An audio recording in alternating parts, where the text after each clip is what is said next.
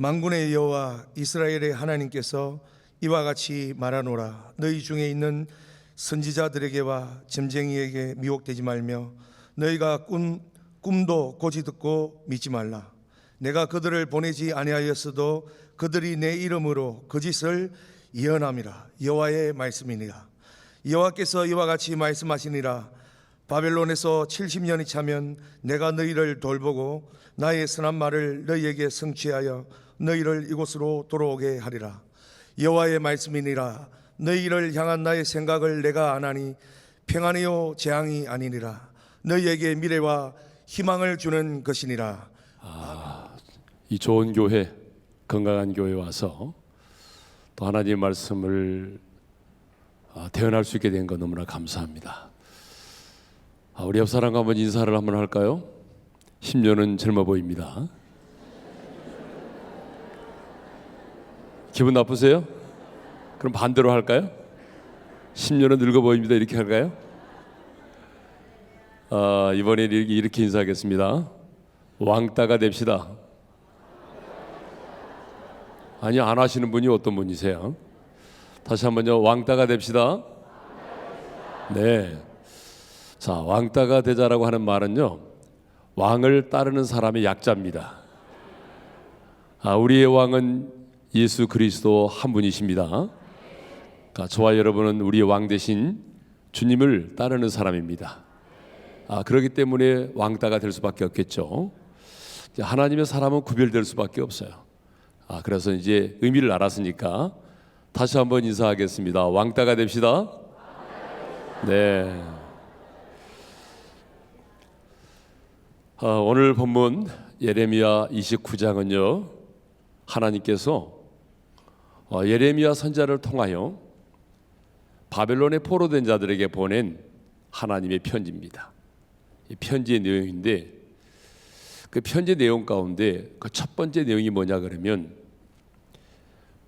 바벨론에 정착하여 살라라고 하는 말입니다. 여러분, 바벨론이 어떤 곳입니까? 자신들이 포로로 끌려온 곳이잖아요. 하루속히 바벨론에서 떠나기를 원하는 게 마음의 소원인데, 하나님은 너희가 포로로 사로잡혀 온 이 바벨론 땅에서 농사도 짓고 집도 짓고 그리고 결혼도 해서 자녀를 낳으면서 살라는 것입니다. 예루살렘으로 속히 돌아올 생각하지 말고 포로로 끌려온 그 땅에서 농사 짓고 집 짓고 결혼해서 자녀 낳고 살라는 겁니다. 되게 기분 나쁘죠. 자, 두 번째 내용이 뭐냐 그러면, 두 번째 내용은 바벨론 성읍의 평안을 구하고 그를 위하여 여호와 하나님께 기도하라는 것입니다. 바벨론이 어떤 곳이에요? 자기 나라를 침공해온 나라잖아요.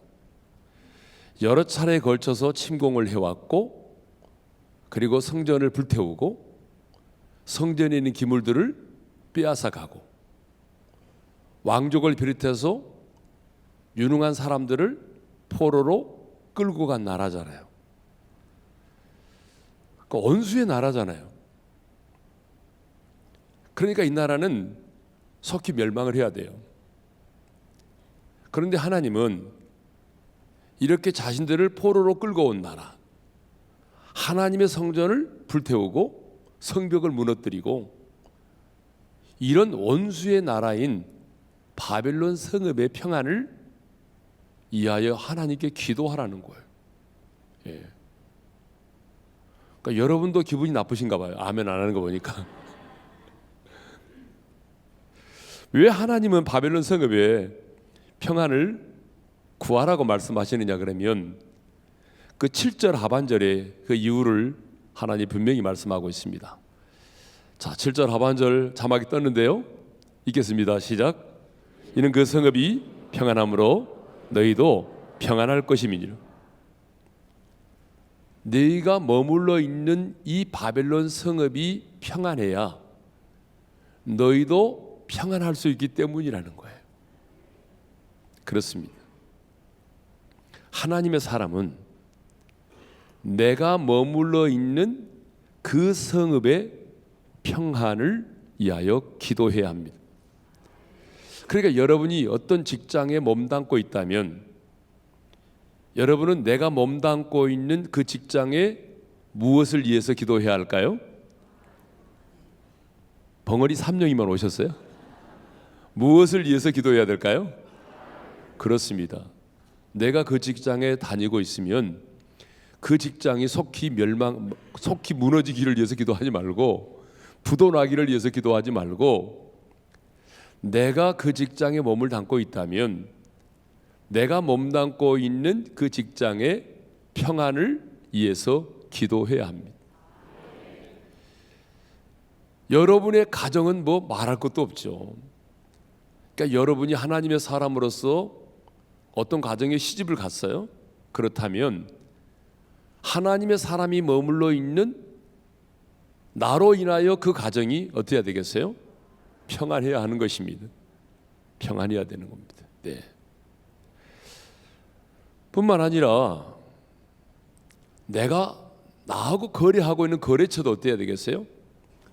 평안해야 되겠죠. 특별히 사랑하는 우리 조국 대한민국은 어때야 되겠어요? 평안해야 되겠죠. 지금 우리나라가 얼마나 혼란스러운지 모르겠어요. 너무나 혼란스럽습니다, 지금. 그러므로 하나님의 사람인 우리가 해야 될 일은 정말 나라의 평안을 위해서 기도해야 됩니다. 우리가 나가서 태극기를 흔들기도 하고 또 나가서 뭐 시위를 하는 것도 중요하지만, 내가 그랬어요. 몇몇 젊은이들한테 진짜 나라를 사랑하느냐? 그러면 네가 나라를 사랑하기 때문에 뜨거운 눈물을 흘리면서 기도해 본 적이 있느냐? 네가 나라를 위해서 뜨겁게 눈물 흘리며 기도해 본 적이 없다면 나라를 사랑한다고 말하지 마라. 그렇습니다. 이 조국의 암담한 현실을 바라보면서 뜨거운 눈물을 쏟으며 기도해야 한 사람, 저는 그 사람이 바로 진정한 애국자라고 생각합니다. 네. 그러니까 우리 예수님도 전도인을 파송하시면서 어느 집에 들어가든지 가장 먼저 이렇게 하라고 말씀하셨습니다. 누가복음 10장 5절에 이렇게 말씀하셨습니다. 다 같이 읽습니다. 시작. 이 집이 평안할지어다. 그래서 하나님의 사람은 어느 집에 가든지 어떤 기업에 가든지 잠깐 앉아서 기도하죠. 여러분은 무슨 기도를 하세요? 맛있는 거 나오기를 위해서 기도하세요? 주님이 가르쳐 주신 내용은 뭐죠? 이 집이 평안하기를 위해서 기도하라는 것입니다. 그러니까 하나님의 사람은 어디를 가든지 간에 그곳의 평안을 위해서 기도를 해야 합니다. 그러면 그 사람이 평안을 받을 수 있는 준비가 되어 있다면 평안이 임하겠지만, 그 집이 하나님의 평안을 받을 준비가 되어 있지 않으면 빈 평안이 누구에게로 돌아온다? 내게로 돌아오는 것입니다. 그러니까 손에 들 게 하나도 없는 거예요. 네. 그래서 하나님의 사람은 어디 있든지 간에 이 트러블 메이커가 되면 안 됩니다. 하나님의 사람은 피스 메이커가 돼야 됩니다. 예. 자, 우리가 지금 이제 두 번째 내용까지 생각했습니다. 그러니까 첫 번째 내용은 5절과 6절의 말씀이고 두 번째 내용은 7절의 말씀이었는데, 하나님께서 예레미야 선지자를 통해서 말씀하신 편지의 내용 이 두 가지는 이스라엘 백성들 입장에서는 듣고 싶은 말씀이었나요? 아니면 듣고 싶지 않은 말씀이었나요? 이해가 안 되세요? 남의 일이니까. 이스라엘 포로된 그 백성들 입장에서 본다면 진짜 듣고 싶지 않은 말씀이었습니다. 그들이 듣고 싶어 했던 말은 뭐겠어요? 속히 바벨론은 망하게 될 것이고 너희들은 곧 돌아오게 될 것이다. 그 말을 듣고 싶었어요. 정말 그들은 그 말을 듣고 싶었다고요. 바벨론은 망하게 되고 너희는 곧 돌아오게 된다. 이 말씀을 듣고 싶었어요. 그런데 하나님께서 예레미야 선지자를 통하여 보낸 편지의 내용은 그게 아니에요. 돌아올 생각하지 말고 바벨론 땅에서 농사짓고 집짓고 결혼해서 자녀 낳고 살라는 거예요. 원수의 나라인 성읍에 평안을 구하라는 거예요. 진짜 기분 나쁜 얘기예요. 예. 사람들은요, 언제나 자기가 좋아하고 듣고 싶은 말씀만 들으려고 합니다. 조금 내게 부담이 되고 희생이 요구되는 말은요, 들으려고 하지 않아요. 요즘 젊은 세대들은요, 부모가 무슨 말하면 또 잔소리. 아주 아예 말도 못 꺼내게 해요. 네. 갈수록 사람들은요, 자기가 듣고 싶은 얘기만 들으려고 그래요. 듣고 싶지 않은 말은 아예 들으려고도 하지 않아요. 사람의 말만 그런가요? 아니에요. 이제는 하나님의 말씀을 들을 때도 마찬가지예요. 하나님의 말씀을 들을 때도 자기가 좋아하는 말씀만 들으려고 그래요.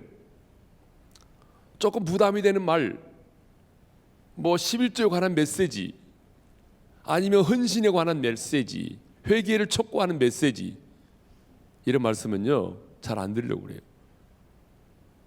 설교 중에 은혜 받다가도 헌금 얘기 나오면 분위기가 싹 바뀝니다. 표정이 확 달라져요. 사람들은요, 늘 자기가 좋아하는 말씀만 들려요. 여러분이 가지고 다니는 성경책도 펴보면 금방 알아요. 어떤 말씀에 형광펜이 쳐 있어요? 내가 좋아하는 말씀이죠. 네 자신을 부인하고 십자가를 지고 나를 따르라, 이 말씀은 잘 안 해요. 뭐 좋은 말씀, 영원히 할 때까지 범사가 잘 되고 머리가 될전증 뭐 꼬리가 되지 말고 뭐 이런 얘기들, 자기가 좋아하는 말씀은 다 언더라인하고 밑줄 짝 하죠. 그런데 부담이 되는 말씀은 들으려고 하지 않아요. 그런데 여러분, 자기 자신이 듣고 싶은 말씀만 듣는 사람은요, 어리석은 사람이에요. 어떤 사람이라고요? 어리석은 사람이에요. 이 사람은요, 절대로 성숙한 사람이 될 수가 없어요. 네. 그러니까 순실이를 보세요. 어리석잖아요. 자기가 듣고 싶은 얘기만 듣는 거예요. 예? 그러니까 우리나라의 지금 리더십의 문제가 바로 그런 거 아닙니까? 자기가 좋아하는 얘기만 듣는 거예요. 쓴소리는 안 듣는 거예요. 쓴소리도 들어야 되거든요. 그러니까 사무엘은 어떻게 하나님의 말씀을 받았습니까? 말씀하옵소서 주의 종이 듣겠나이다. 할렐루야. 따라서 합시다. 말씀하옵소서 주의 종이 듣겠나이다. 여러분, 우리는 언제나 이런 자세로 말씀을 받아야 돼요.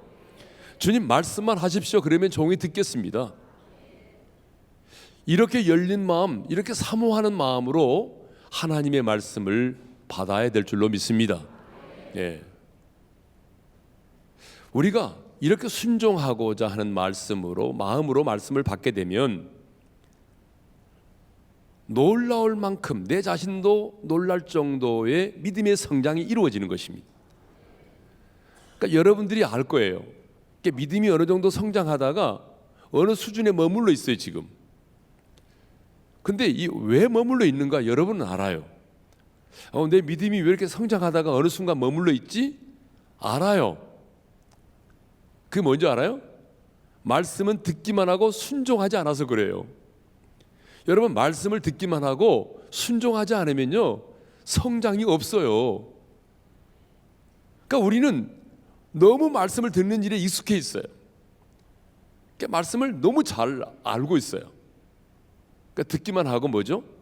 순종이 없는 거예요. 그러니까 믿음의 성장이 멈춰버린 거예요. 예. 우리가 정말 믿음의 성장을 이루려면 끊임없이 하나님의 말씀으로 내가 받고, 그리고 내 삶의 현장에서 그 말씀대로 순종하여 나아가야 됩니다. 그럴 때 내 믿음의 성장이 이루어지고, 그리고 말씀 가운데 그 말씀대로 행하시는 신실하신 하나님을 내가 경험할 수 있습니다. 아멘을 참 잘해 주셔서 고마워요. 네. 보통 이제 여기는 금자리, 은자리, 잠자리 그러잖아요. 네. 물론 뭐 뒤에 오신 분들 잠자리 안 됐다고 말은 안 하지만 와주셔서 감사해요. 이 연말에 얼마나 바빠요 사실은. 예.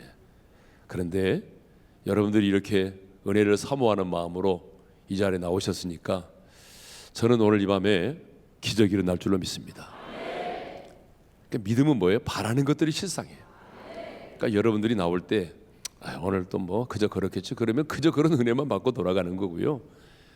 내가 오늘 정말 살아계신 하나님을 인격적으로 만나야지.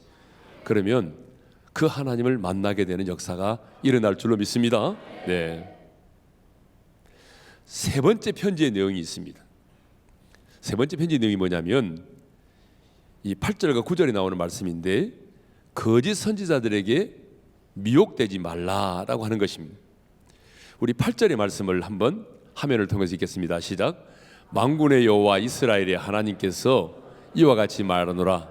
너희 중에 있는 선지자들에게와 점쟁이에게 미혹되지 말며 너희가 꾼 꿈도 고지 듣고 믿지 말라. 네. 이 바벨론의 포로로 끌려온 사람들 중에 누가 있었냐 그러면 거짓 선지자들이 있었고 점쟁이들이 있었단 말입니다. 그런데 이 거짓 선지자들은 포로로 끌려와 있으면서 바벨론이라고 하는 나라에 어떤 이상한 사건이 생기고 징후만 나타나면 자기들 나름대로 해석을 합니다. 이건 바벨론이 이제 망할 징조야. 바벨론은 이제 곧 망하게 될 것이고 우리는 이제 예루살렘으로 돌아가게 될 거야 라고 얘기를 했다는 거 아닙니까? 하나냐 같은 거짓 선지자는 뭐라고 말했냐면 2년 안에 바벨론이 망한다. 그리고 우리는 돌아가게 된다. 자, 그러면 여러분들이 지금 바벨론의 포로로 끌려와 있어요.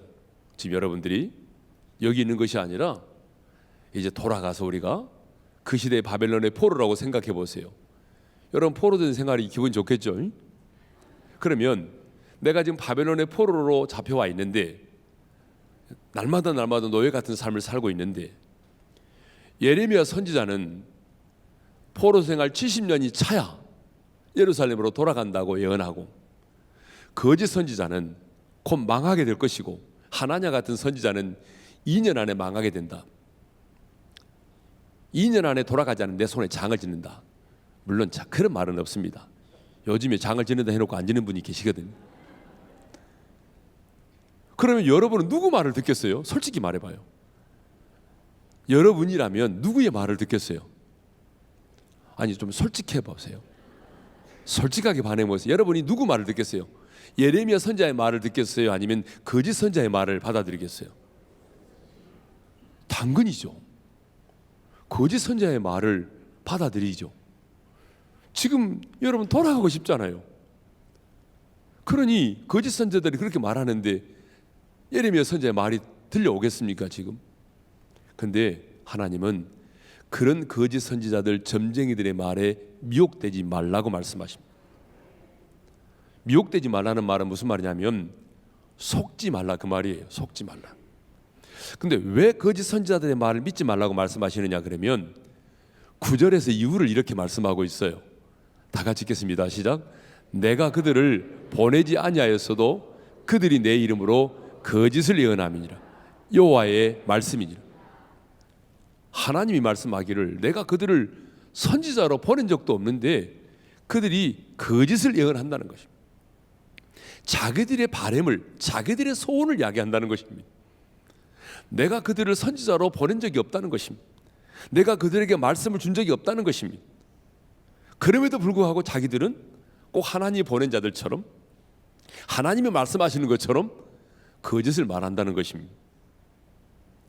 여러분 성경에 보게 되면 미혹의 영이 있습니다. 미혹의 영. 미혹의 영이 있는데 그래서 요한은 뭐라고 말하냐면 요한일서 4장 1절에 이렇게 말하고 있습니다. 한번 읽어볼까요? 다 같이 시작. 사랑하는 자들아 영을 다 믿지 말고 오직 영들이 하나님께 속하였나 분별하라. 많은 거짓 선지자가 세상에 나왔습니다. 여러분, 영적인 세계는 무한 신비입니다. 여러분, 영적인 세계가 얼마나 무한 신비인지 아세요? 저는 그런 분들을 많이 봤습니다. 진짜 무한 신비입니다. 예? 여러분, 새들하고 말하는 사람 봤습니까? 저는 그런 사람도 봤습니다. 새하고 대화를 나눠요. 영적 세계가 얼마나 무한 신비인지 모릅니다. 그런데 여러분, 하나님의 말씀을 놔두고 그 신비한 세계로 뛰어들기 시작하면요, 걷잡을 수가 없습니다. 그래서 우리는 하나님 말씀이 가는 데까지만 가고 멈춰야 돼요. 그렇지 않으면요, 여러분, 미혹의 영에 넘어집니다. 이 세상에는 거짓 선지자가 많다는 것입니다. 우리들 주변에 뭐 신천지부터 시작해가지고 안상홍, 하나님의 교회, 뭐 구원파, 이게 다 미혹의 영들입니다. 미혹의 영들이에요, 미혹의 영들. 예. 신천지 손 들어보세요.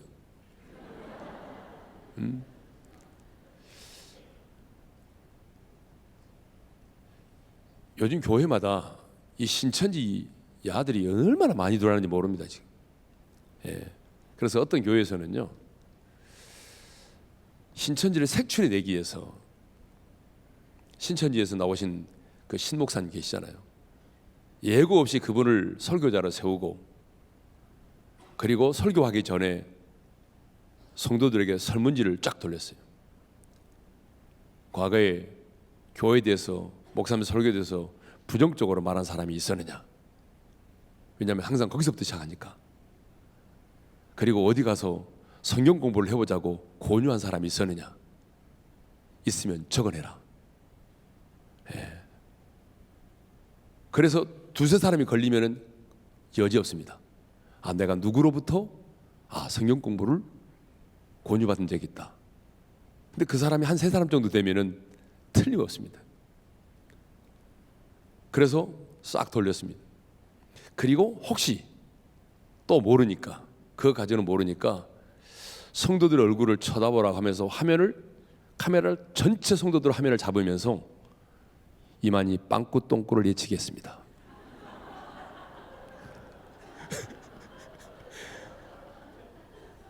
교주 빵꾸 똥꾸를 예치게 했어요. 그랬더니 놀라운 일이 벌어졌습니다. 성가대석에 앉아있던 교회 중직이 얼굴이 확 달아지면서 불쾌한 모습으로 그 자리를 떠났습니다.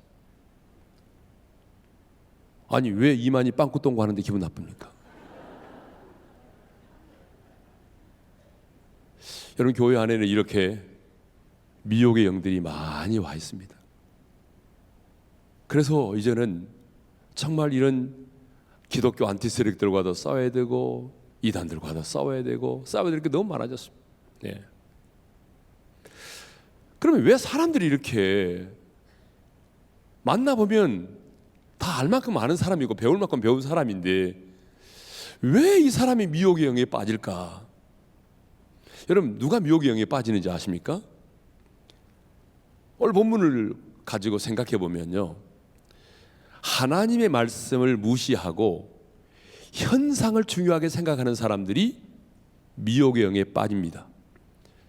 자, 본문을 보게 되면 왜 바벨론에 포로된 자들이 이 미혹해하는 거짓 선지자들의 말을 들었죠?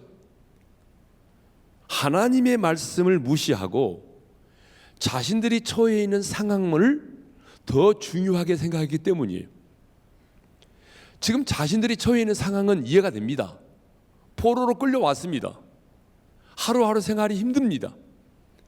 자기들의 생각은 지금 빨리 하루라도 돌아가고 싶습니다. 그런데 하나님은 예레미야를 통해서 말씀하셨습니다. 바벨론 포로 생활 70년이 차면 돌아가리라. 그러니까 이들은 하나님의 뜻을 알았을까요? 몰랐을까요? 알았습니다. 모르는 게 아닙니다. 하나님이 예레미야 선지자를 통해서 바벨론 포로 생활 70년이 차면 돌아가게 된다는 걸 이미 말씀하셨기 때문에 알고 있습니다. 알고 있어요. 그런데 문제는 뭐냐면 하나님의 말씀은 알고 있지만, 하나님의 뜻도 내가 알고 있지만, 문제는 뭐냐면 내가 처해 있는 상황은 그걸 받아들이기 힘들었습니다. 내가 처해 있는 상황에서는 그 말씀을 받아들인다는 게 너무 힘들었어요. 70년이면 어떻게 되는 거야? 내가 여기서 죽어야 되는 거 아니에요? 5년만 참아라 그러면 참겠는데 70년 어떻게 기다려요? 너무 힘들잖아요. 하나님의 뜻보다는 자신들이 처해 있는 상황을 더 중요하게 생각했기 때문에 어때요? 하나님의 뜻을 알고 있으면서도 자신들이 원하는 미래를 얻기를 원했기 때문에 그들이 거짓의 영에, 이 미혹의 영에 빠져서 거짓 선지자들의 말을 받아들이는 것입니다. 그래서 하나님의 뜻을 몰라서가 아니라 하나님의 뜻을 알고 있었지만 자기들이 처해 있는 상황이 더 중요하다고 생각을 했기 때문에 거짓 선지자들을 찾아가고 점쟁이들을 찾아가고 꿈꾸는 사람들을 찾아간 거죠. 그럼 뭐라고 말씀하십니까? 너희가 꾼 꿈도 믿지 말라. 거짓 듣고 믿지 말라.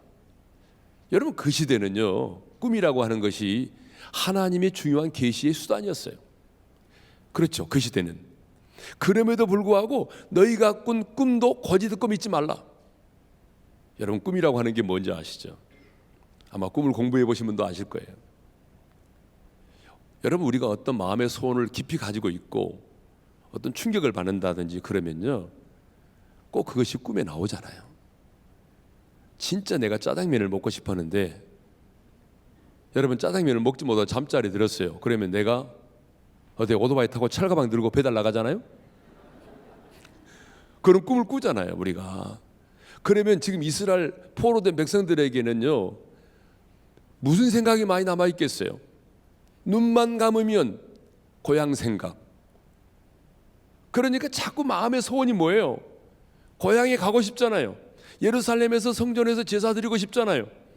그러니까 꿈을 꾸면 뭐예요? 자꾸 그런 꿈을 꾸잖아요. 그러니까 자기의 마음의 소원을 꿈으로 나타나는데 그것을 하나님의 계시로 설명한다는 거 아니에요, 사람들한테. 아니, 쉽게 말하면 개꿈을 꾸어놓고 하나님이 주신 계시라고 말한다는 거예요. 개꿈을 꾸어놓고 자기의 마음에 원하는 소원을 꿈을 통해서 나타나는데 그걸 가지고 하나님이 말씀하셨다. 내가 어젯밤 꿈 꿨거든. 내가 돌아가 있더라. 곧 돌아갈 거야. 이렇게 말한다는 거 아니에요. 그러니까 너희가 꾼 꿈도 거짓 듣고 믿지 말라. 믿지 말라. 그렇게 말씀하셨어요. 네. 목사님, 목사님, 여기 움직여도 괜찮습니까? 아, 예. 나는 가도 나가지고 지금 이게 남의 교회 와서, 예.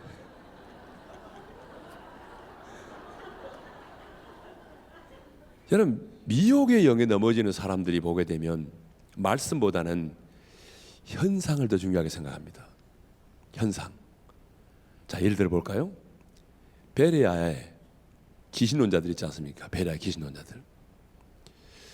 저도 우리 교회에서 축사 사역을 합니다. 오랫동안. 그래서 웬만큼 귀신 들린 사람들은 착보만 합니다. 예. 보면 알아요. 귀신 들린 사람도 알 수 있어요. 귀신 들린 사람들을 어떻게 하면 알았는지 아십니까? 그 사람 앞에서 하나님의 사랑을 이야기해 보세요. 십자가에 피 묻은 복음을 이야기해 보세요. 예수님의 이름을 이야기하고 주님이 이 사람을 위해서 십자가에서 피 흘려 죽으시고 얼마나 주님이 이 영혼을 사랑하는지에 대해서 얘기해 보세요. 그러면요, 그 안에는 어둠의 영은 반응하게 돼 있어요. 예. 뭐 눈꺼풀이 뭐 엄청난 속도로 떨린다든지, 아니면 눈 이렇게 마주보게 된 동공이 풀린다든지, 아니면 소리를 지르면서 박차고 일어난다든지, 벽을 들이받는다든지, 뭐 이런 일이 벌어지거든요. 그러면 예, 고맙습니다. 네. 그런 사람들 나와 해가지고 쭉 이렇게 일렬에 세워놓고, 여러분, 너 누구야? 이렇게 물어보세요. 너 누구야? 이렇게 물어보면요, 거의 10이면 8사람이 얼마 전에 죽은 사람 얘기합니다. 그 딸인데 아버지 이렇게 말합니다.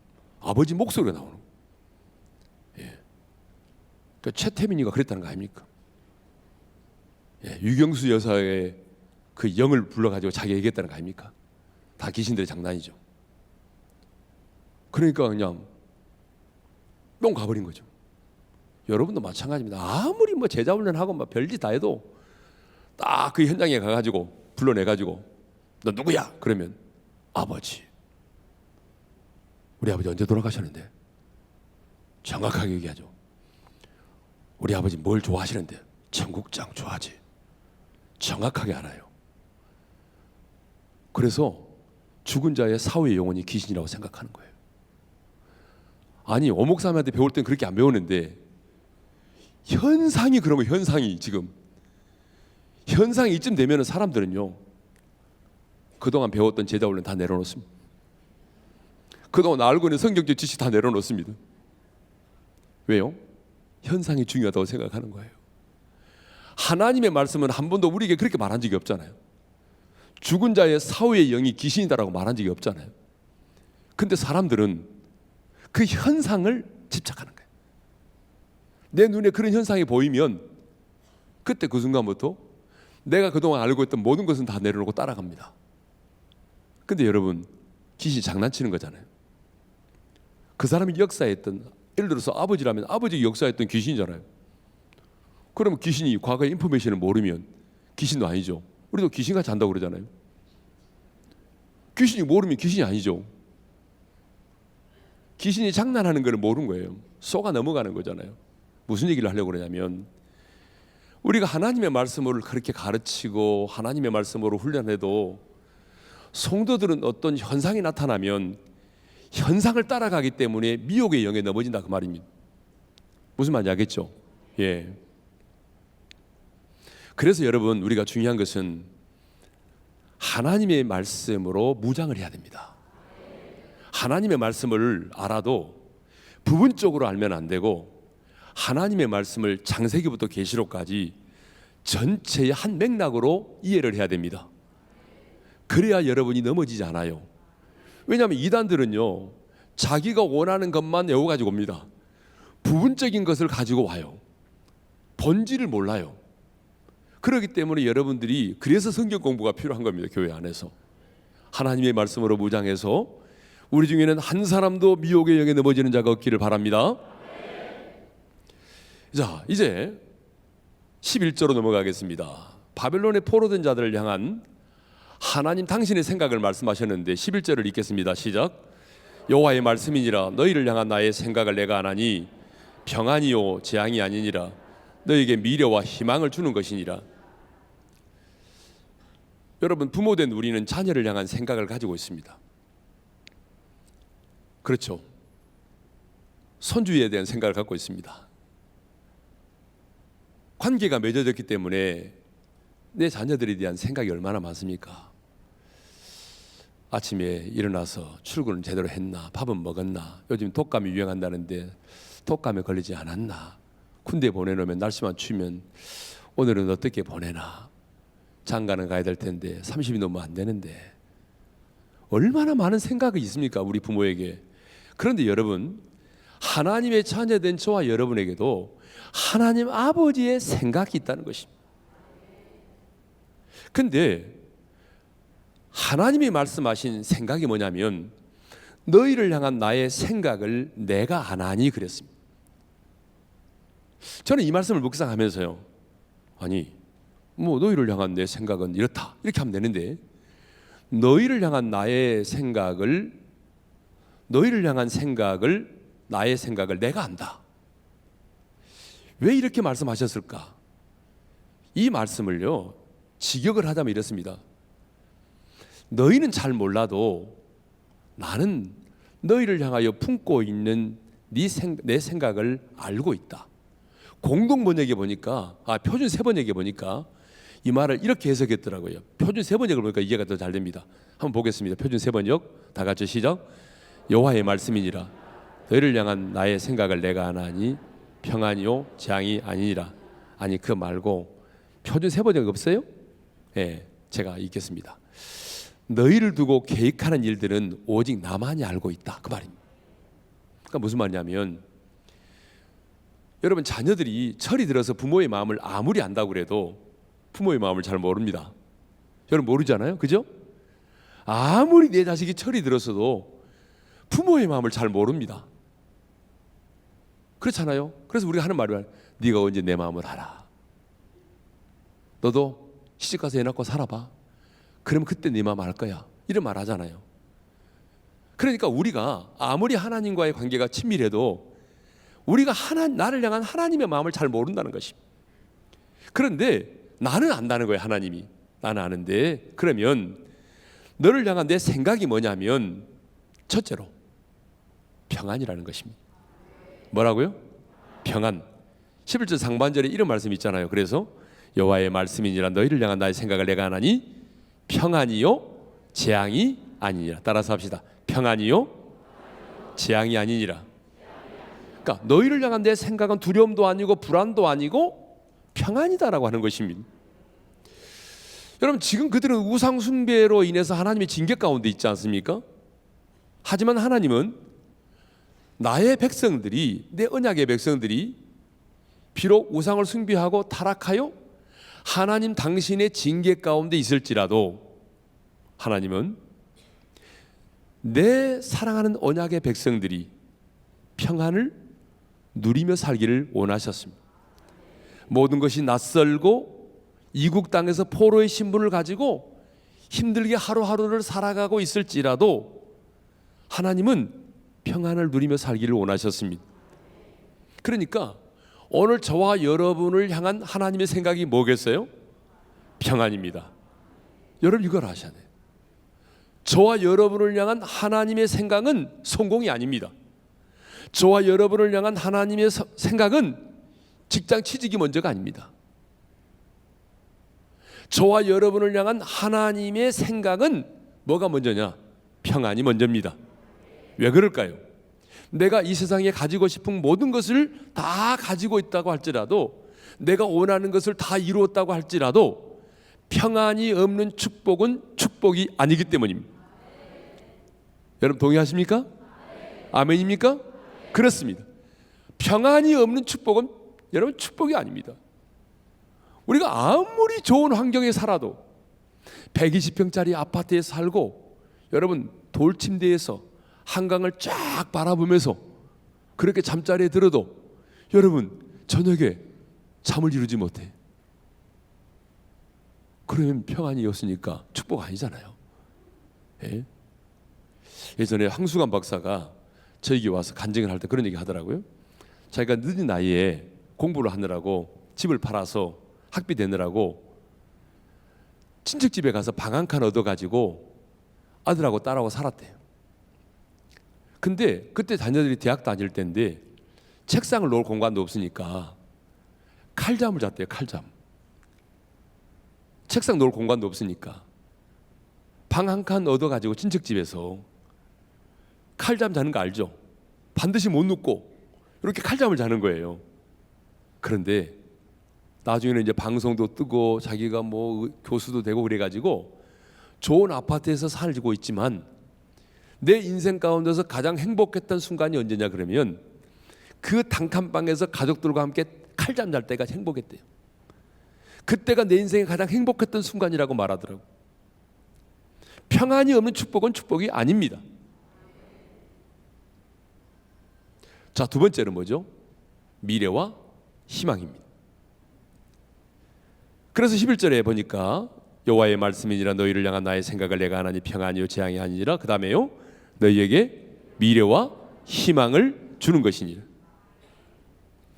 지금 이스라엘 백성들에게 필요한 것은 미래와 희망이라는 것입니다.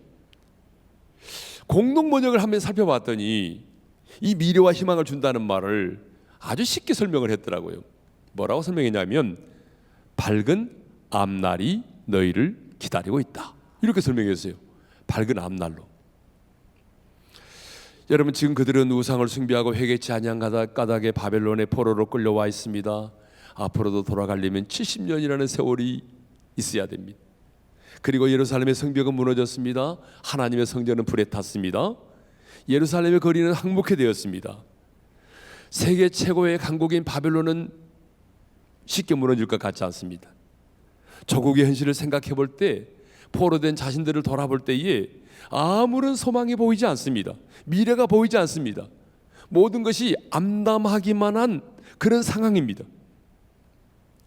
하지만 하나님은 미래가 보이지 않는 그 상황 속에서도, 암담하기만 한 그 상황 속에서도 하나님은 그들이 미래를 포기하지 않고 미래에 희망을 갖기를 원하셨습니다.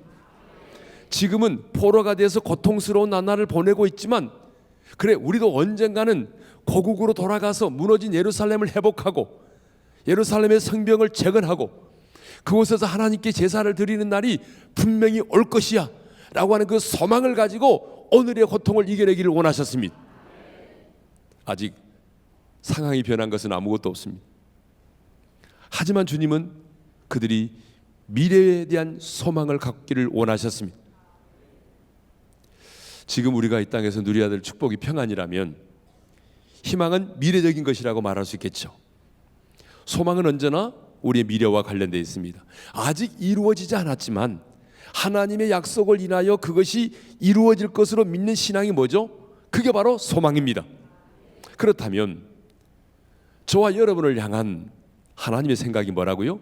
미래와 희망입니다. 이것을 다른 말로 말하면 꿈과 비전입니다. 또 다른 말로 말하면 밝은 앞날입니다. 여러분, 마귀의 생각이 뭔지 아세요? 마귀의 생각은 언제나 자포자기입니다. 마귀가 가장 많이 사용하는 말이 뭔지 아세요? 마귀가 가장 많이 사용하는 단어가 있습니다. 끝이라는 단어입니다. 끝. 그래서 마귀는 언제나 우리에게 말합니다. 너는 끝이야.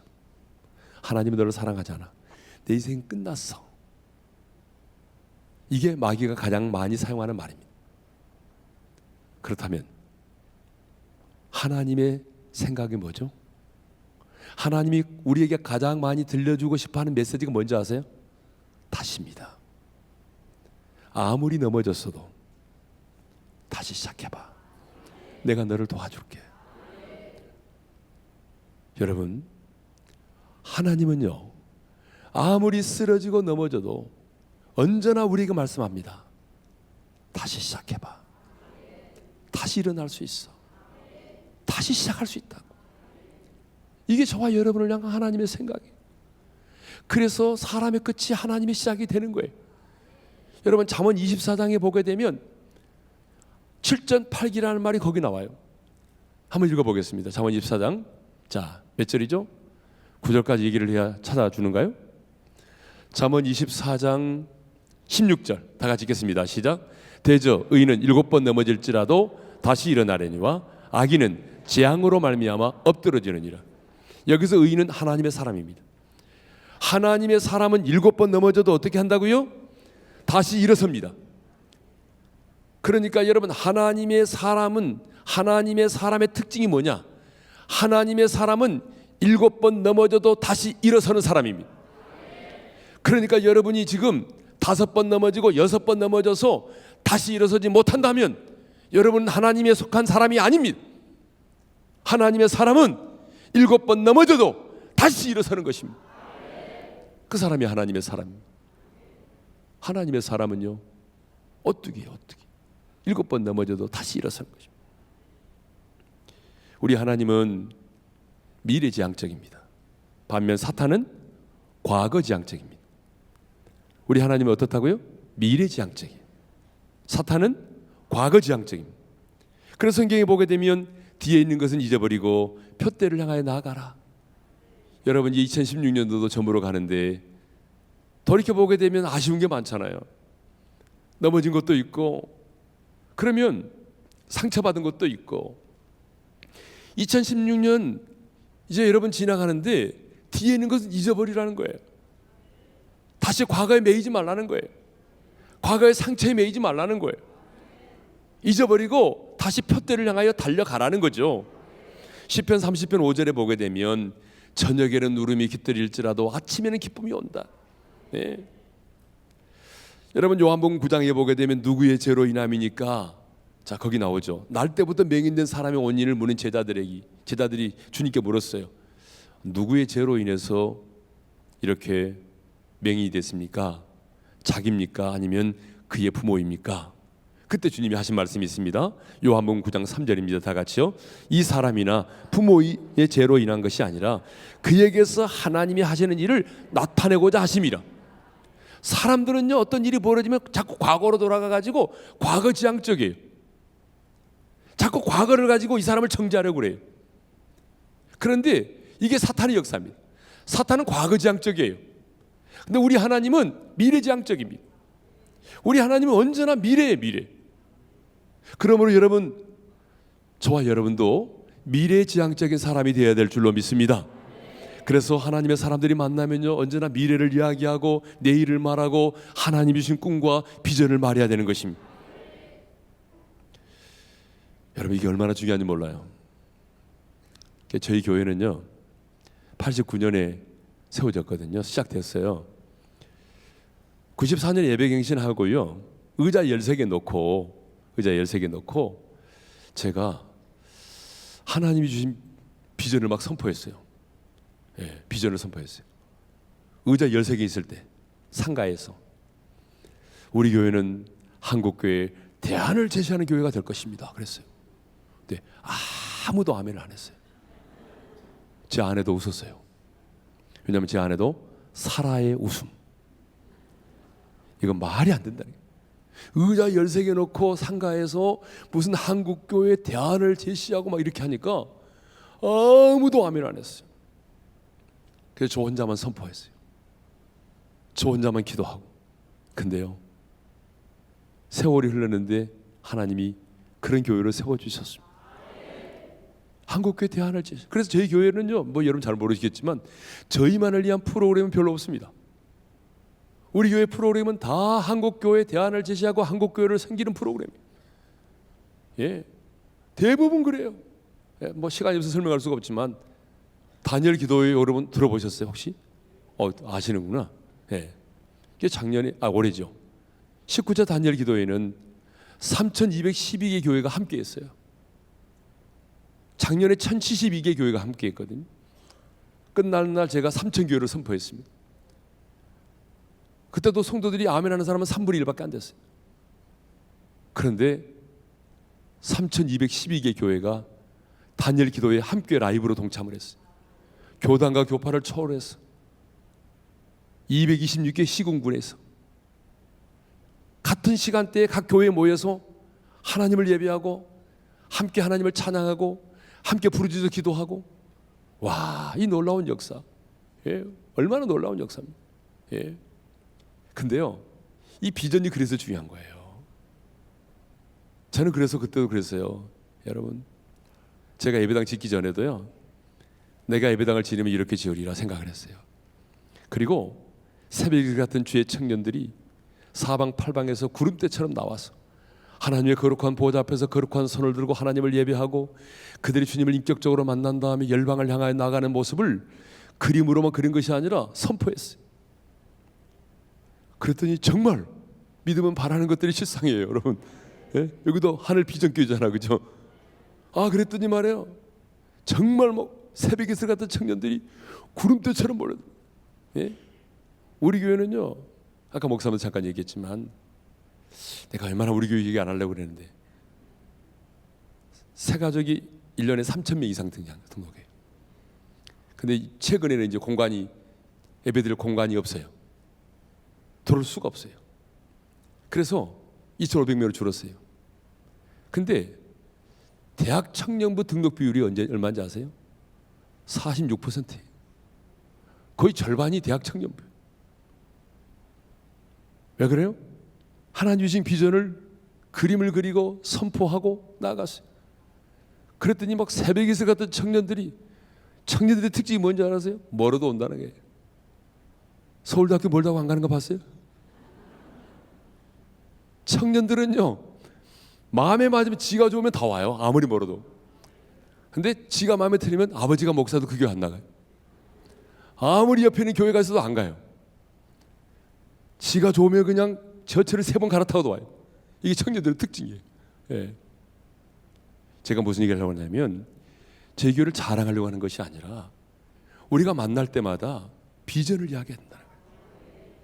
하나님이 주신 미래를 선포해야 돼. 여러분, 생각의 결과라고 분명히 말씀하셨잖아요. 인생은 생각의 결과다라고 하나님 말씀하셨어요. 여러분, 이 오목사님과 여러분 모든 이 하늘비전교회 성도들이 지금 어떤 비전을 가지고 어떻게 선포하고 어떻게 나가느냐, 이것이 5년 후에 이 교회의 모습을 결정하는 것입니다. 10년 후의 모습이 결정되는 거예요. 그러니까 여러분, 교회는 비전 공동체입니다. 교회는 어떤 비전을 품고 우리가 함께 나가느냐가 중요한 거예요. 예. 교회는 하나님이 주신 거룩한 비전을 이 땅에 이루는 비전 공동체입니다. 하늘 비전 교회답게 하늘의 비전을 이 땅에 성취하는 그런 건강한 교회가 되기를 소망합니다.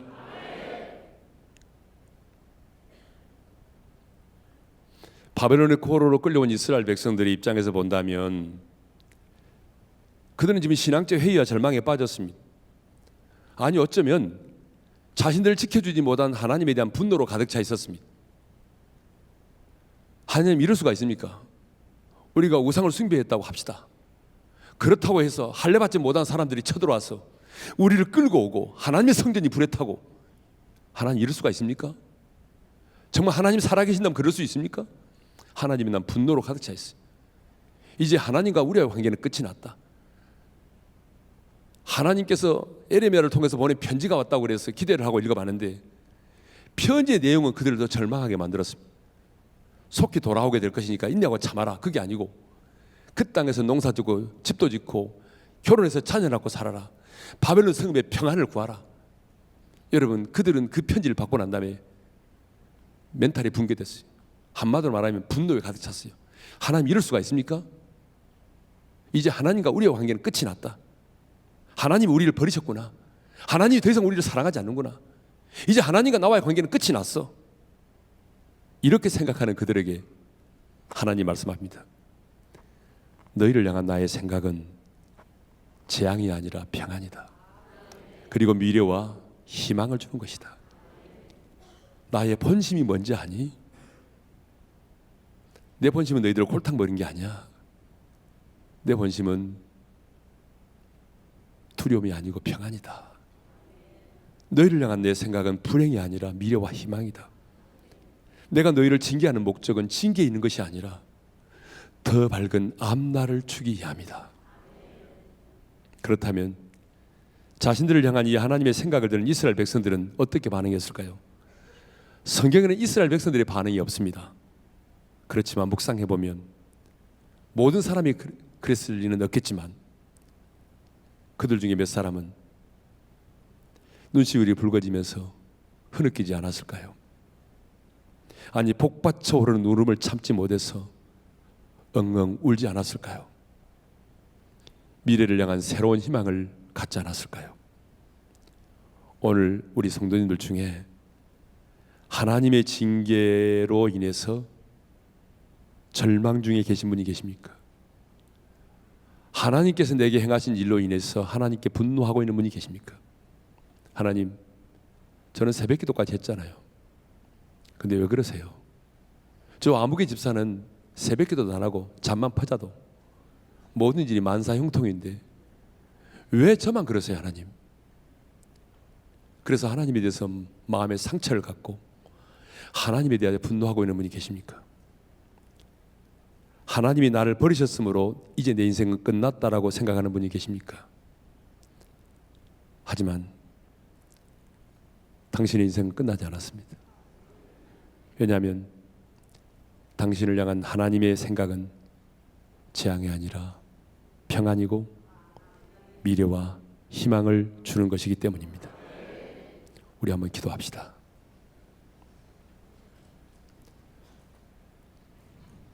사랑하는 성도 여러분, 신앙생활 하면서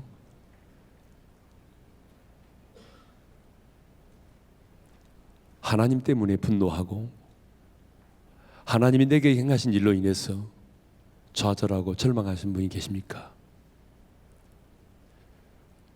아니, 어쩌면 하나님이 나를 버리셨구나, 하나님이 나를 포기하셨구나 라고 생각되는 분이 계십니까? 아닙니다. 그들은 끝났다고 생각했지만 그들을 향한 하나님의 생각은 끝이 아니라 평안이었습니다. 너희들이 지금 징계 가운데 있을지라도, 포로의 신분으로 하루하루 힘들게 살아가고 있을지라도 너희를 향한 내 생각을 좀 알았으면 좋겠어. 사랑하는 아들아, 사랑하는 딸아, 제발 너희를 향한 내 생각을 너희가 이해하고 오해를 풀었으면 좋겠어. 나는 너희가 불행하는 거 원치 않아. 너희를 향한 내 생각은 평안이야. 힘들고 어렵지만, 사방으로 우겨싸임을 당했지만, 하루하루 살아가는 것이 너무 힘들고 버겁지만, 그래도 세상에 줄 수 없는 내가 너에게 주는 평안을 가지고 하루하루를 살아가기를 원해. 너희를 향한 내 생각은 절망이 아니야. 미래와 희망을 주는 거야. 뒤돌아보지 말고 이제 미래를 바라보면서 너의 인생은 끝나지 않았어. 미래와 희망을 가지고 도전해. 오늘 우리가 시간이 없어서 나누지 못했지만, 하나님은 그들을 향한 생각을 말씀하시고 난 다음에 너희는 내게 부르짖으라고 말씀합니다. 그러면 내가 너희의 기도를 들을 것이라고 말씀합니다. 하나님이 그들을 버리셨다면 왜 하나님이 그들에게 내게 부르짖으라고 말씀하시고 내가 너희의 기도를 들으시라고 약속하시겠습니까? 너희들은 끝났다고 말하지만 하나님은 말씀합니다. 아니야, 끝나지 않았어. 그러니까 너희들은 내게 부르짖어. 그러면 내가 너희의 기도를 들어줄게. 너희가 나를 구하면 나를 만나게 될 거야. 여러분, 하나님을 만나는 게 뭔지 아십니까? 신비한 체험이 아니라 하나님의 말씀을 경험하는 것입니다. 여러분, 오늘 우리는 이 시간 평안을 주시는 샬롬의 하나님을 만나야 됩니다. 말씀이 경험될 때 우리는 그것을 하나님을 만났다라고 말하는 겁니다. 오늘 이 시간 여러분이 기도하셔서 의의 말씀을 경험함으로 하나님을 인격적으로 만나는 시간이 되기를 원합니다. 병든 자들은 고침을 받게 될 것이고 두려운 자들은 평안을 누리게 될 것입니다. 비전이 없는 사람들은 하나님이 주신 비전을 발견하게 될 것입니다. 그래서 오늘 이 시간 여러분들이 그냥 돌아가는 것이 아니라 의의 말씀을 경험함으로 하나님을 인격적으로 만나고 돌아갈 수 있기를 원합니다. 주신 말씀 붙들고 예수여 예수여 예수여 삼창하신 다음에 자유롭게 부르짖어 기도하시기를 바랍니다.